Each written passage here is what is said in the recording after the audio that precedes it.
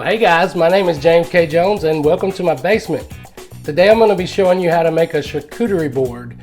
Except I don't usually call it charcuterie because I don't like that word. I generally call it a grazing board because to me, I'm from Phoenix City, Alabama, and that just makes more sense. What is it? What is a charcuterie board or a grazing board? It's a fancy French word that goes back to like the Middle Ages. Charcuterie originally meant the products of like a butcher that did pork, and his store would be like a charcuterie store. It would be where you went and bought like bacon, pork chops, salami, different kind of pork products. When I first heard the term charcuterie board a few years ago, it didn't really sound too appetizing to me because for me, the time that I spent working in the kitchen with the French chef, charcuterie meant basically just like meat. And it brought to my mind like raw meat, like raw pork, stuff like that. So the French call it charcuterie, the Italians call it an antipasto platter. I spent time working with the French chef for many years, but I also spent years and years working with an Italian chef. So I kind of got to see both sides of the aisle. Now for me, when the charcuterie board first started gaining momentum a few years back, I didn't even pay it any attention. I actually said, it's just another one of those food fads, we'll get over this. And really never did pay attention to it. But sometimes we're wrong. And in this case, I'm happy to report I was wrong about that. First time I ever made a charcuterie board was in 2020. Some friends of ours started a company called Glamping Alabama. And it's basically, they go in and they give people the experience of camping, but it's like an upgrade. They have these fancy tents and they would put in real mattresses and heaters, all the things. In the lockdown and stuff like that, there wasn't a lot of stuff to do, and their business just took off. And it really is a neat thing. If you want to check them out, check out their Instagram, Glamping Alabama. But anyways, these were friends of ours, and they had this thing that were called add-ons that they would put on their people that would order an event from them. And my wife came and she said, James, they want us to be their vendor for charcuterie boards. And I said, I don't do charcuterie boards. I can't even spell charcuterie. And besides, that's probably something that's gonna fade away sometime soon anyway. So I said, no, I don't do that. We're not gonna be doing all that. But for all you guys that are out there and you're married, when our wives want us to do something, they can persuade us. So eventually she did. The first one I made was for like 2 people. It was in a box. I didn't want to send my dishes because I didn't want to have to try to get them back. So I just took a box and wrapped it in parchment paper and then put brown paper over it and laid out a charcuterie board. And I can report it was a huge hit. They loved it. And actually, I thought it was pretty fancy looking and fun too for something, if you're going to be out camping, you have something like that where you can just graze and be eating all the delicious goodness. So again, my wife was right and I was wrong. That became a thing where I saw that people really liked these. I didn't really care for stuff like that, but I saw that, people really enjoyed those. I started taking them when I had to go somewhere, especially when I have to take food, like to an event where you're just bringing something. I found it to be so easy just to wrap up a box, take it, and put some good stuff in there. I took one the next week to a party that I had to bring food to, and the people were like, oh, this is beautiful, this is amazing, and kind of caught me off guard. But my good friend Dan was there, and he just kept walking around the table eating. And it was kind of fun just to, there were only about 10 of us there. He said, I just love food like this where you can just graze and you walk through and you just eat a little and you put it down. I just love grazing. And so I thought, that's it. That's what I'll call it. I'll call it a grazing board. So instead of calling it a charcuterie board, I started calling it a grazing board, mostly just because I couldn't spell it. And I'm a pretty good speller, but that's not even an English word. I also found out that even my phone couldn't spell charcuterie. So there you have it. So it became a grazing board for me, but I'm coming around to the name now because that's what people recognize and understand. Now, I've learned how amazing this concept is just because when we get invited somewhere, they usually ask me to bring food because they know I know how to cook. But I take them to parties, I take them to family events. I use them for parties in our home. We use them on a board. I put them on a table. And even for my boy's 5th birthday this year, I made a kid-friendly charcuterie board, mostly pigs in the blanket, Nutella, corn puffs, and fruit, stuff like that. But it's a really neat concept, and it's just a fun way to gather around something and just eat and have fun. These boards, you can design them however you want. You can put whatever you want on them. The most important part is to get some meat and some cheeses. You need to get something savory, something salty. Then you need a few sweet things just to cut through that, and fruits and veggies. Crackers are most important, like vessels that you can use to pick up the food with. I always do 2 or 3 different kind of crackers, maybe some little breads, slice up some pita bread, all kind of things you could do. Pretzels work really good on this too. You want to make sure you have some things that you can use for dipping. This episode, I will be referencing several episodes on my YouTube channel. One is, I always put my pimento cheese on my charcuterie board. I always put the bacon jam, and there's a different video for each of those. Also, in the second basics video, I show you how to make carrot sticks and celery sticks that are out of this world. So, gonna do a short and show you how to take a box and just wrap it in parchment paper and brown paper so you can have something to take with you. It just makes it easier not to have to bring dishes back. But I didn't want to make the video too long, so I'll put that on a short. All right, and to make these successful, you can use a board, you can use a plate, like a big plate. You could use a box that I'll be showing you in a short how to do, or you can actually wrap a full table in parchment paper and brown paper and just fill up a table. Wrapped up like that is really good for like a Taco Tuesday theme. Guys, let's get at it. I'm gonna show you all my tips. Let me know what you think. Here we go. Getting ready to make our grazing board, or charcuterie board if you're fancy. We've got some veggies we cut up over there. We got some prosciutto and some meat sticks, some pickles. Got a couple different kind of fancy oranges and strawberries and grapes, blackberries and blueberries. I got some dates. I've got some of my delicious pimento cheese and bacon jam that I took out of the fridge. And I got an assortment of nuts and some crackers, different kind of vessels to add to our board. It's gonna be fun. Get ready. All right, so we got the cheese stick wrapped in prosciutto. This is just one of my daughter's cheese sticks from her lunchbox, stuff that I make her lunches out of. Just gonna roll that up. That one's pretty simple. Kind of smush it, make it look a little fancy. And make 4 or 5 of those, or however many of those you want to make. Next, we're gonna make our little pepperoni roses. So you want to get like 5 of these and go about halfway up.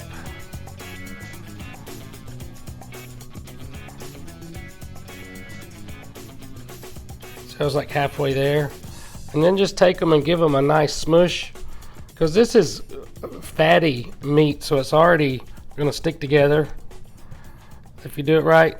And then you're just gonna take the edge of that up. Just gonna take the edge of that up and roll it, just the end like that, and then give it a hard smash so it stays stuck. And you're just gonna start at the end. Don't go too tight. It won't look like a rose then. And just give it a little roll. Roll them, roll them, roll them, baby. And then once you're done, so it looks kind of like a rose, then you just want to take the bottom and just give it a nice squeeze. I like to give it a squeeze and then a little smush. And that's going to be your pepperoni roses. You can make a whole bouquet of those. And then for this one, I've actually got 2 kind of salami roses.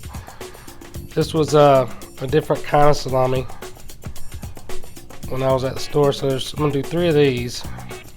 Just kind of pull them out, smash it down so it sticks together, and we'll tuck the end up like this.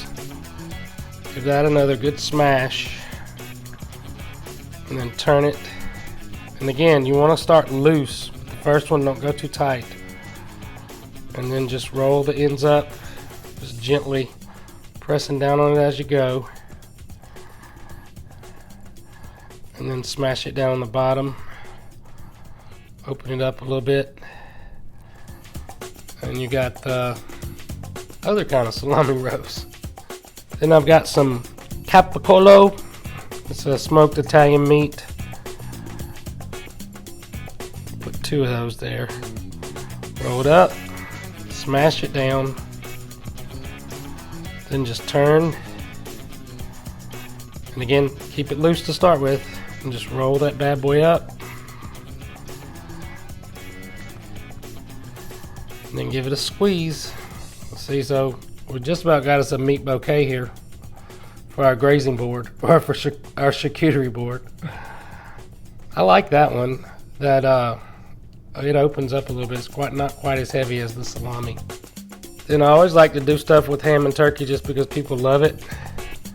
These don't quite come out looking like roses, but they come out looking like some kind of flower.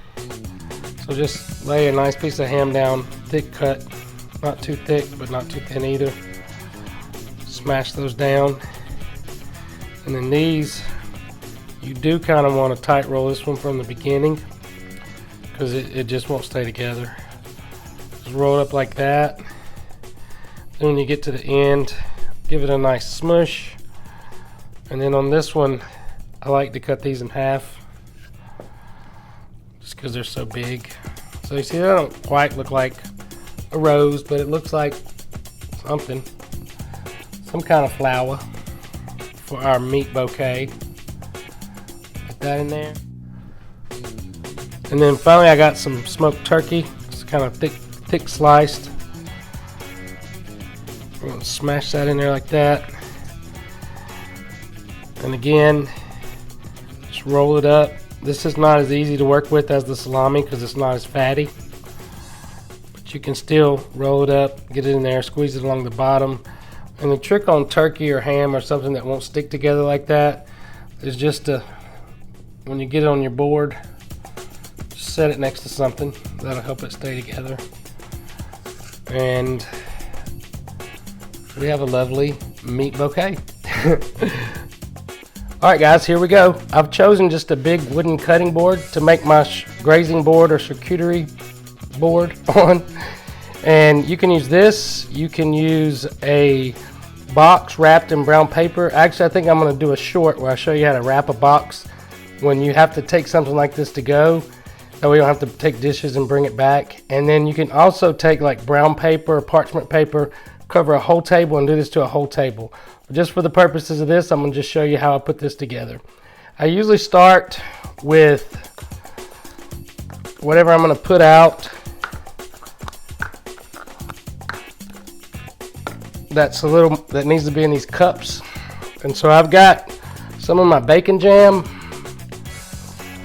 We made this on the channel a week or two ago. You can go back and get the recipe for this. This works very well on these things because it's sweet and savory and filled with delicious goodness.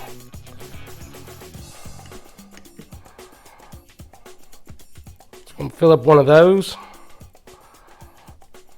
That'll be the bacon jam, and the bacon jam always makes people say stuff because you can't really look at it until it is. You have to tell them what it is, and then when they get a bite of that on a cracker or with some of their other stuff, they just taste buds explode and they don't know what to do. Alright, then next I've got some of the pimento cheese. You can go back on the channel and look at that. It was actually the very first video that I did. This has always been my most requested recipe, so I always make sure to put that on any kind of grazing board that I do. It is so good with crackers and vegetables and all the stuff that you're going to put on here. And this is another one of those things that makes people just, wow, what is this? Now generally if I do one, I take extra pimento cheese and extra bacon jam because people seem to love that so much. Then I always try to put some sweet stuff on here. It just cuts through the savory.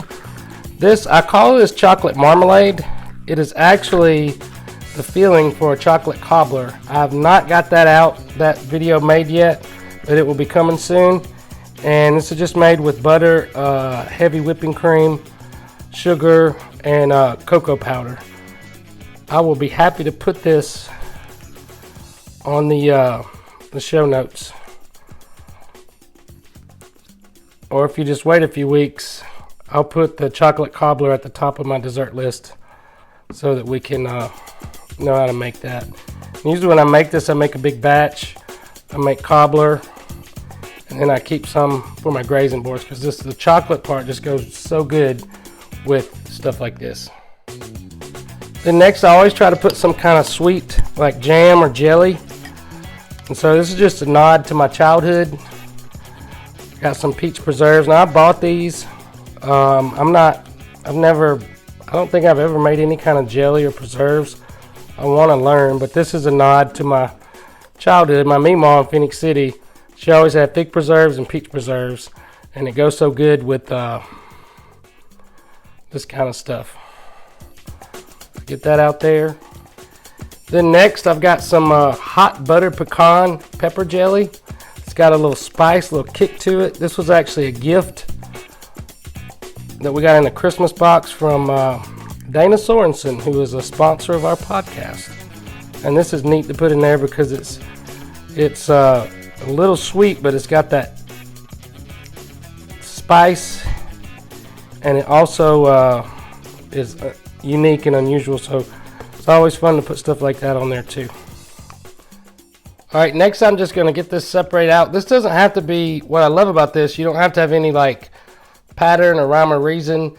I usually just start with the bigger stuff first, and these cups because they have a little more height to them, and then I just start adding stuff in until I get it filled up. So I'm going to start with my vegetables. I've got some sweet yellow peppers that I've cut up. Just kind of place those in there. I usually try to start around the cups and just kind of build my way around. Then we've got some celery sticks that we cut up. If you go back to the second basics video, I showed you how to peel the celery and cut it and make it taste like butter. The good stuff. Then I've got some carrot sticks. I also showed you how to do that on the second basics video. I think it was called the Trinity, where I just show you how to chop up vegetables so you can get fresh, delicious vegetables that don't taste like preservatives, and just the steam that comes in those bags, they keep those things in forever. And then I got some cucumbers. Just gonna place those around. I like to spread those out. People like the cucumbers and stuff like that because you can dip your stuff. So, and while I'm doing this, I'm trying to add a little bit of height to it because it makes it look so cool. Alright, next I've got just an assortment of different kind of tomatoes. I like to just spread these out. I try to do, like if you have something green, get something yellow next to it, or something, you know, orange or red. Get something next to it that's like an opposite color because it makes it pop. And then you have, you know, these kind of just kind of neutral kind of colors. But you definitely, like, you don't want to put a yellow tomato on top of the yellow peppers because it just makes it look like nothing's there. But I will do a little bit of those and then hold these back towards the end. You want to do your bigger stuff first and then do your little stuff like at the end, just to be able to fill it all in and make it look amazing. Then I've also got some green onions that I've just chopped the ends off and cleaned up. I'll probably wait till the end to put those on because they sit on top a little bit better. I always try to put some pickles on there because the vinegar and the acidity of the pickles cuts through some of the sweet and the salty, and it's always a good addition. But I learned this hack when I was doing the keto diet, was you just get I like the regular kosher dill pickles. You open up the jar, dump in some dry ranch mix, it makes these pop and it takes them to the next level. I just like to spread those out a little bit. The pickles are something that people always go for, especially after they've, you know, grazed and sampled some of the other stuff. Alright, now I'm going to start adding in my crackers. I've just got an assortment of like the entertainment style crackers. They're different shapes and sizes. I like to separate those out. Now the fun part with the crackers, if you start using like different shapes and sizes, it really just adds to the coolness of the board. So I always try to get, you know, 3 or 4 different kinds of crackers, different shapes. Go ahead and just add those in there. You're going to need a lot of crackers because that's what they're going to use to dip up some of this delicious goodness. And then I know they're not fancy, but I always add in Ritz crackers just because people love them.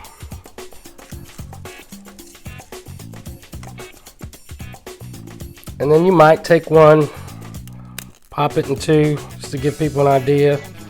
Drop it down in the bacon jam. Make it fancy. Add a few more rows of these.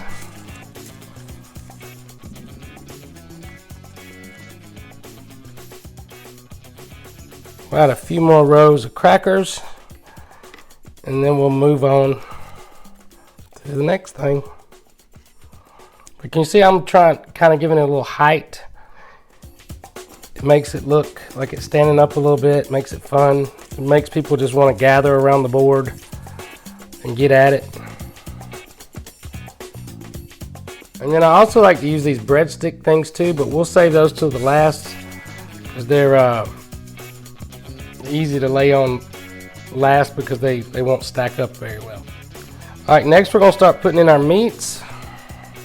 So we've got our little turkey rolls that we made, our little ham rolls, which we're going to stick in there.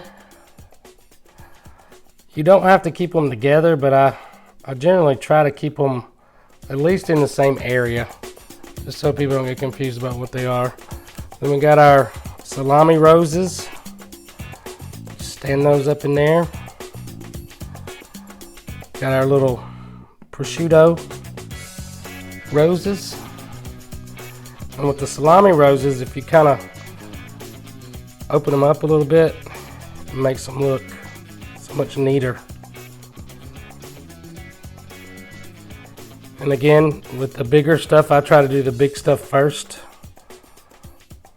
and then get the smaller stuff in towards the end. So that's our salami, our turkey, our ham. We got a prosciutto thing hanging out in there. And then we got our little pepperoni roses. We'll just kind of stack these up against each other, make them look like a little meat bouquet. Squeeze those in there. Oh, that one popped apart. Just squeeze them back together. I don't know if you're looking for me to make these on a glass like the trend is, the meat roses on a glass.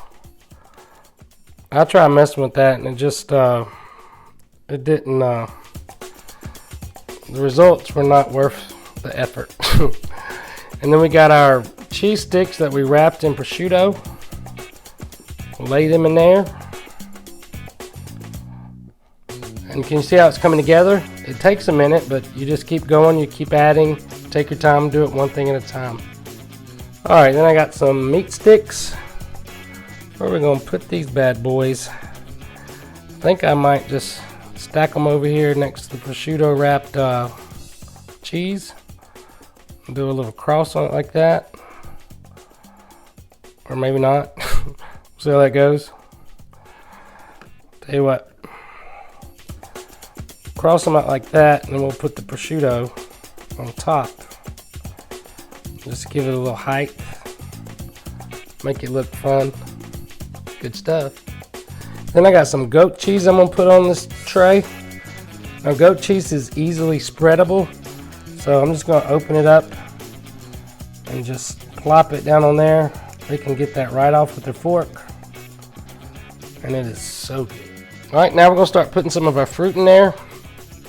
I've got some beautiful Cara oranges. Those are a lot more richer than the just regular navel oranges. They taste amazing. And I always like to try to find fruit that's different. So one thing I found, I always have these, but I love them. But these are called blood oranges. They look so amazing on a grazing board. And then a lot of people don't even know what they are. So it's nice to explain. Then I've just got some regular navel oranges. We'll scatter through here. I like to put citrus on a grazing board just because it's acidic and it cuts through. Then I found these oranges. They're called ugly oranges. They're some kind of heirloom orange that's not very pretty before you cut it up. But because it was so unique looking, I saved the end of that just as like a decoration, just because it looks, you know, looks kind of unique. I'll just tuck that in next to the oranges. Then I'm going to start adding in my grapes. The way I like to do the grapes, instead of just piling a bunch of grapes up that are going to fall everywhere, is just to take my kitchen shears and just go in and clip it so that somebody can pick up and get, well, one got loose, but just pick up and get like a little bunch of grapes. That's always fun. And then they stay together and it looks really nice on the board. And with the grapes, because they're so pretty, I always try to get 2 or 3 different kinds. I've got some green ones, some black ones, some big old red ones. Squeeze in there.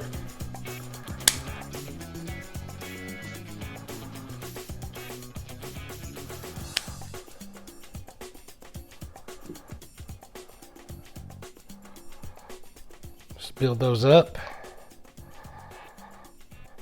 And can you see what I'm doing there? I'm just finding a little piece, a place to cut, so I just get a little bunch of grapes and they don't all come off.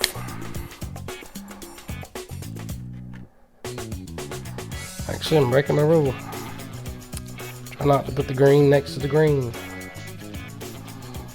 Alright, then we'll add in some of our big red grapes. These are fun. These are a little harder to cut, but if you start towards the end and just pop them loose,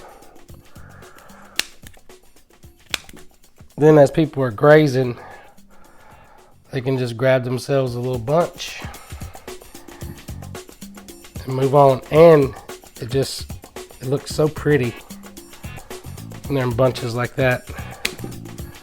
Makes you think of them Roman movies where they're laying around eating each other grapes all the time. That I'll do it on the grape. Now as we continue to build, I want to keep going for the bigger stuff and the smaller stuff later. So I've got some strawberries. I've just lopped the head off of them so they'll be easy to eat. I like to spread the strawberries around because they're bigger. And you can also use it like in places where things are just laying there, where you can add a little bit of height to it. Or to hold your meat sticks in. Now I'm going to add in some beautiful blackberries. I like to just spread this out because as you can see, it's starting to fill up. Now you can just find just open spaces. Start filling stuff in. Anywhere you see, like where you can see through to the board, or like with these, if you want to add a little height, just drop those in there. A little pop of color, maybe on some of these. Well, not too many pops of color. You don't want it to look like you're trying too hard. Then finally, I got some nice blueberries of these. Because they roll all over the place, you want to kind of find gaps. You see the gap between the crackers that you can just fill in. Or any place you see, like there around the meat sticks, I see some space there. Just drop that in there. Get our blueberries all over the place. We're about to have us a good time with this grazing. Alright, then I got some dates. I'm just going to put these around. Try not to put a lot of dates because a lot of people don't know what they are and they don't necessarily like them. But I have found that anytime somebody tries a date, they're in the game. They like them. And you also might think, gosh, James, you're spending a fortune on this. A lot of this stuff is stuff I already had, especially the crackers and nuts and stuff like that. These are easy to put together in a pinch. You know, if you got to take something somewhere, you don't have to follow any rules with this. You also can do different themes. I did one for my boy's birthday party in November where we used cheese puffs and grapes and things that they love. And it was just as fun for the kids as it is for the adults. And then finally we're going to finish with some nuts. I always try to get some nuts on this board because it's, you know, what's more of a grazing food than the nuts. So I got some smoked almonds I'm going to put in here. Just again, I'm looking for empty spaces that I can fill in.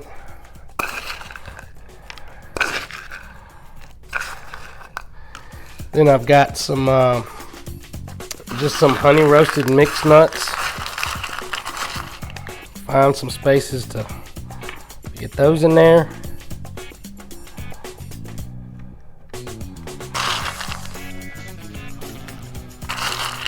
Mix them out. Make for some happy people. Alright, then I've got some green pistachios. Well, I say green pistachios, I guess they're all green. But I like to use the I like to use the pistachios because they're such a bright, neat color. And they also go well with this kind of stuff. And again, I'm just looking for holes to fill to get this bad boy filled to the brim. And then I try to do this towards the very last is sunflower seeds. Find you a hole, anything that you can just fill in.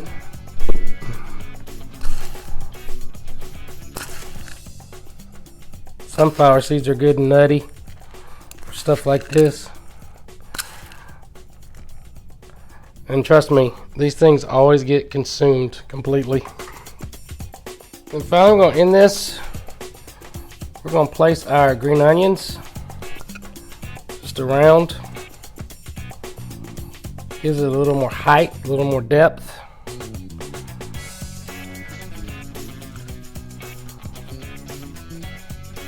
Kind of squeeze them in where they stand up, or however you want to do it. Anything to make it a little more high is good stuff. We're going to add in our little breadsticks. You could put these in a cup or something, stand them up if you want to do something like that. That's always neat. I like to find like one place for these and just kind of lay them.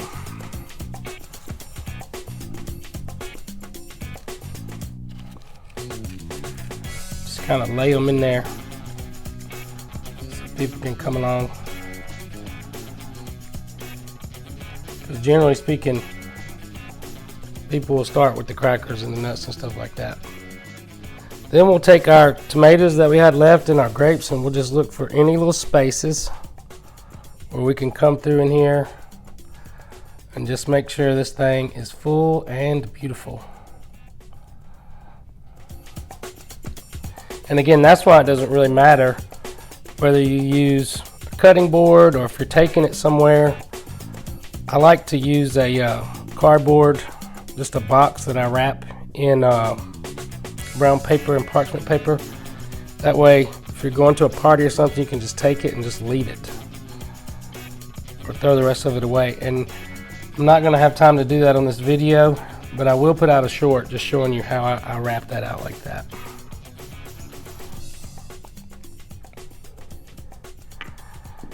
And then what do you think, guys? I think we're about full.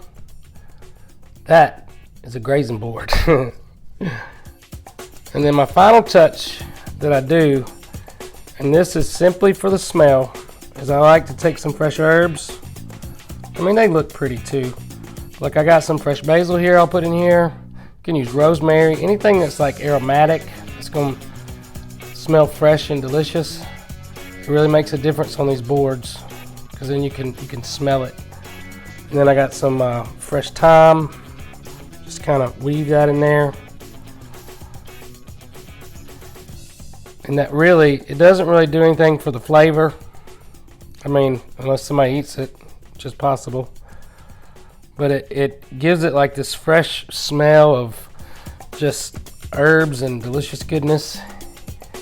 And it is a great way to finish off your grazing board.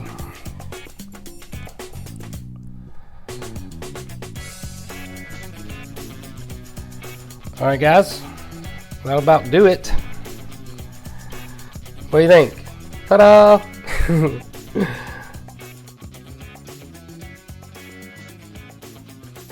Well, there you have it, guys. There's your charcuterie. Go out and get it done. I hope you enjoyed this video, and if you did, please like and subscribe to the page. It helps us to continue doing what we do. Or if you know someone this could help, just hit that share button and send them a text. It's so easy to share. And leave me your comments and your suggestions. I listen to every one of them, and I try to respond to every one of them.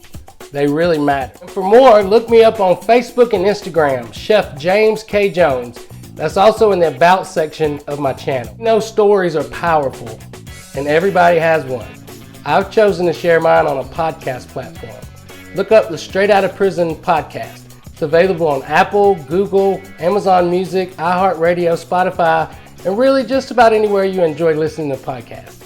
And I'll also put that in the About section of my page.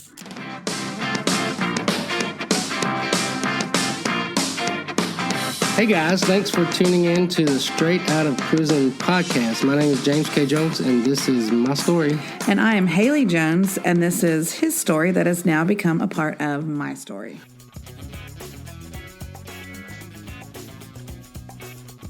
Thanks for tuning in. Thanks for watching and continuing to support the fun stuff that we're doing.